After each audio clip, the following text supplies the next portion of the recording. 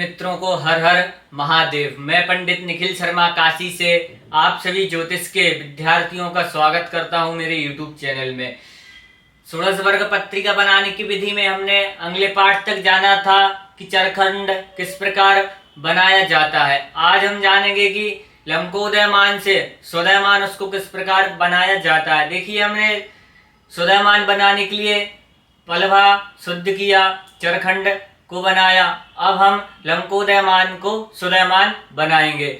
देखिए, लंका से जो राशियों का उदयमान है वो इस तरीके से है कि लंकोदयादि घटिका गजभानि गौंका दस्त्रा श्रीपक्ष दहना क्रमगोत्क्रमास्था हीना विताश्चरदलै क्रमगोत्क्रमास्तै मेषादितो घटत उत्क्रमगा त्वमेस्युः।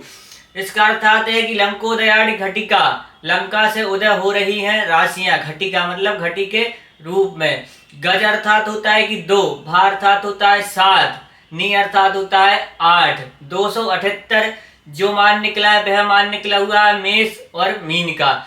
लंकोदयादि घटिका गजभानि गौंका। गो अर्थात होता है, इंग्लिश में भी गो को जाना बोलते हैं और हिंदी में भी गो को जाना बोलते हैं। गो का अर्थात होता है 2। गजभानि गौंका अंक में मतलब कि 10 में से 1 कम 9।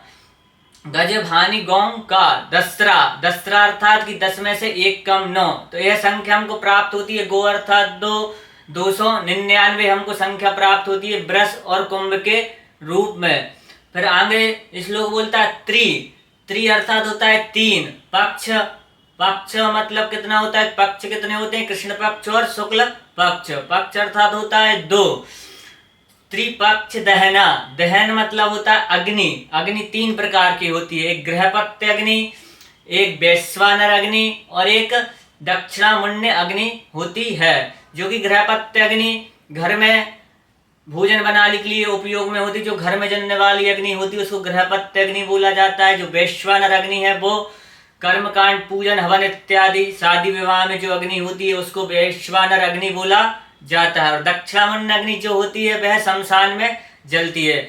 तो त्रिपक्ष दहना का अर्थात होता है कि 323 हमको मिथुन और मकर के रूप में संख्या प्राप्त होती है। फिर श्लोक आगे बोलता है कि इनको क्रमगोत्क्रमास्तै मतलब कि इनको लाइन से ले लेना चाहिए। फिर बोलता है हीना विताश्चरदलै क्रमगोत्क्रमास्तै, फिर इसको बड़ी रूप में 323 को कर्क और धनु के रूप में प्राप्त करना चाहिए और 299 को सिंह और वृश्चिक के रूप में प्राप्त करना चाहिए और 278 को कन्या और तुला के रूप में प्राप्त करना चाहिए। चलिए हम समझते हैं गणित के माध्यम से। देखिए, मैंने चरखंड तीनों ले लिए हैं जो हमने अगले पाठ में बनाए थे। प्रथम चरखंड, द्वितीय चरखंड और तृतीय चरखंड, जो कि लंकोदयादि घटिका गजभानि अर्थात कि 278 संख्या को हम लेंगे इस प्रकार से।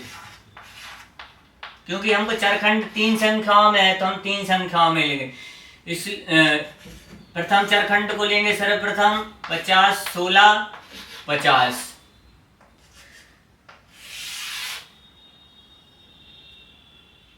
यहाँ पर श्लोक बोल रहा था कि मेषादितो घटत मतलब कि घटा देना चाहिए। तो हम सर्वप्रथम इसको घटाएंगे। यह कौन सी राशि है, मेष और मीन का स्वोदयमान हम निकाल रहे हैं। ये लंका से उदय हुआ है, अब हम इसको स्वोदयमान बना रहे हैं। यहाँ पर हो जाएगा 60 अपना और यहाँ पर हो जाए बचेगा 59 और यहाँ पर बचेगा 277। शून्य का शून्य, 6 में से 5 गया बचा 1, 9 में से 6 गया बचे 3, 5 में से 1 गया बचा 4, 7 का 7, 7 में से 5 गया बचा 2, 2 का 2। ये हमको संख्या प्राप्त हुई है मेष और मीन के रूप में। हमने स्वोदयमान को प्राप्त कर लिया है। अब आगे श्लोक में बोला गया था कि लंकोदयादि घटिका गजभानि, गजभानि मतलब 278। गौंकास स्त्री, गौंकास दस्त्रा मतलब कि 299। 299 हम संख्या को प्राप्त करेंगे और द्वितीय चरखंड को इसके नीचे रखेंगे। 40, 13, 28 इसको जोड़, इसको घटा देंगे। मेषादितो घटत उत्क्रमगास्तुमेस्युः। तो हम इसको घटाएंगे, यहाँ पर 60 हो जाएगा, यहाँ पर 59, यहाँ पर 298 बचेगा। तो 10 में 60 गया बचा 2, 5 में 2 गया बचा 3, 9 में 3 गया बचा 6, 5 में से 1 गया बचा 4, 8 का 8, 8 में से 4 गया बचा 5, 2 का 2, 258, 46, 32 हमको प्राप्त हुई है ब्रश और कुंभ के रूप में। ये हमको संख्या प्राप्त हुई है कुंभ के रूप में। अब वो श्लोकांग में बोल रहा था त्रिपक्ष दहना, त्रि अर्थात 3, पक्ष अर्थात 2, दहन मतलब अग्नि 3 प्रकार की होती, 323। 323 को लेंगे हम 0 0 0, हम 323 को लिए हैं। अब तृतीय चरखंड है हमारा 20, 0 0 2,